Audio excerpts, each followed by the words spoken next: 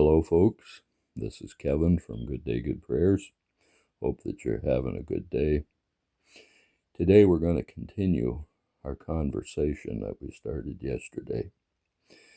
Yesterday's conversation was about the one thing that is most important to growing economy, and the one thing that will kill economy the fastest of anything that can happen. And because of that, now we're going to take a look at the situation and we're going to put it into a practical situation and say, okay, now this is what's going on and this is how it's going to be dealt with. What we're going to do now is we're going to take a look at New York. New York has a new mayor as of the first of the year. And as of the first of the year, he is going to be taking over. Well, because of the fact that he won the election as mayor, many businesses and many individuals are leaving New York City. Well, I'm going to talk to you from the standpoint of one of my cousins. Now, the rest of my cousins are going to be able to get out of New York. That's not a problem. But I have one cousin that will not be able to leave.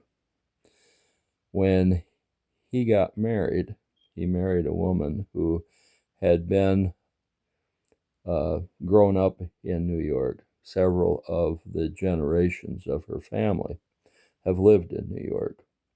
Now, even though there will be most likely some ethnic difficulties in the future, they're not going to leave. They met in college. He became a businessman, and she is an educator.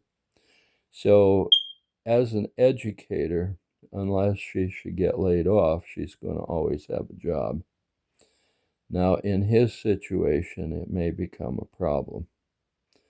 Now, possibly the companies, the types of companies he works for, won't be some of the companies that will actually be leaving New York right now. A lot of corporations are leaving New York. Some of them are closing not only their headquarters, but they're also closing their stores, their restaurants, whatever it is.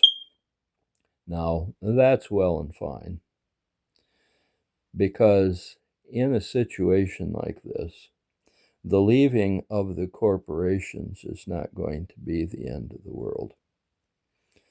The way that New York is set up is that you have an apartment, usually above the ground level, somewhere maybe 3, 4, 5, 6, 7 stories up in the air. So you have to walk up all those steps to get to your apartment. And then you have to walk down all those steps to get out of your apartment. Your job may be 2 or 3 blocks from your apartment. And all of the things that you do are within 2 or 3 blocks of your apartment. All of the stores that you're going to go to. And you'll grab some things here, and you'll grab some things at this store and that store and the other store.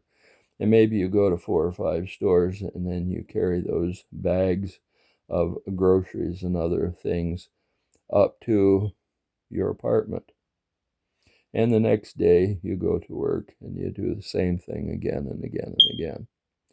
But everything that you do seems to be between your job and your apartment.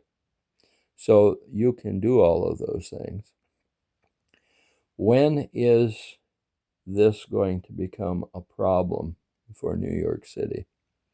It's not when the corporations leave, today, tomorrow, next week, next month.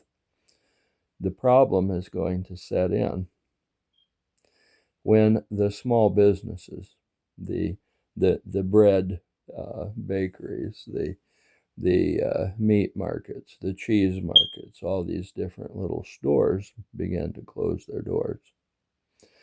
When they begin to close their doors, you're going to begin to see in some places in New York, most likely, something that is going to be called a food desert.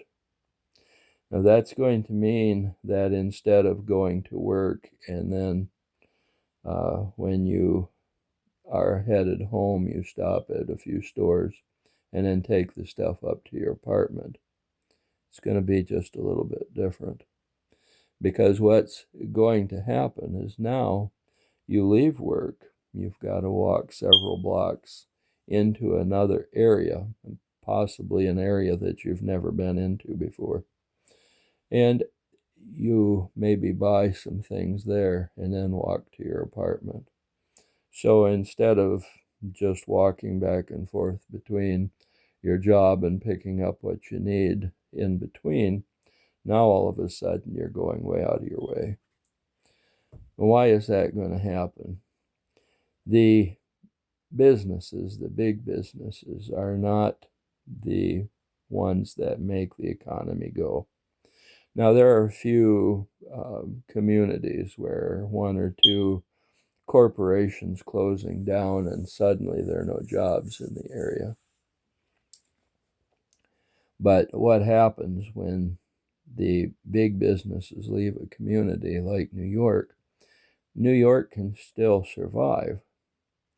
But when the little mom and pop shops, when those people say, you know what, the situation, the taxes and everything are getting so out of control that we're not going to be able to sustain much longer.